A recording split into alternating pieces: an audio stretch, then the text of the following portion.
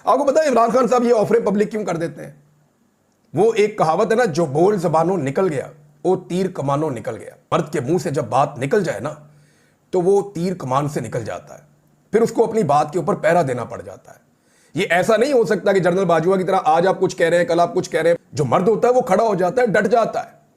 इमरान खान ने कहा कि भाई मैं आखिरी गेंद तक लड़ूंगा, आखिरी सांस, खून के आखिरी कतरे तक लड़ के दिखाया उसने आपको।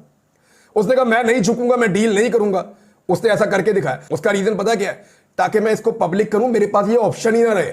और देखें, इसमें मैं आपको बताऊं, इंसान का कमाल नहीं होता, ये नीयत की बात है। और अल्लाह रब्बुल इज्जत इज्जत रखता है। कोई भी आदमी लोहे का बना हुआ नहीं होता, ना इमरान खान लोहे का बना हुआ है। ये अल्लाह पे तवक्कल और उसकी मेहरबानी होती है। अल्लाह ताला अपनी ये मेहरबानी उन लोगों पर करता है जिनकी नीयत ठीक होती है। आदमी बड़ा कमजोर है, मैं आपके सामने एक मिसाल बैठा हूं, लेकिन मेरा मौकिफ मेरे अल्लाह ने नहीं बदलने दिया। मेरा अल्लाह बड़ा मालिक है, मेहरबान है, वो इतना ताकतवर है।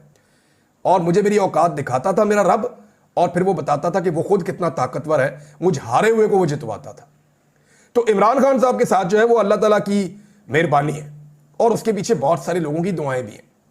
यानी मैंने इतनी दुआएं अपनी जिंदगी में किसी शख्स के लिए होती हुई नहीं देखी जितनी मैंने इमरान खान साहब के लिए होती हुई देखी है। तो इमरान खान साहब ने मुझे एक जुमला कहा कि इन दुआओं की वजह से इमरान मैं बार बार बचा हूं।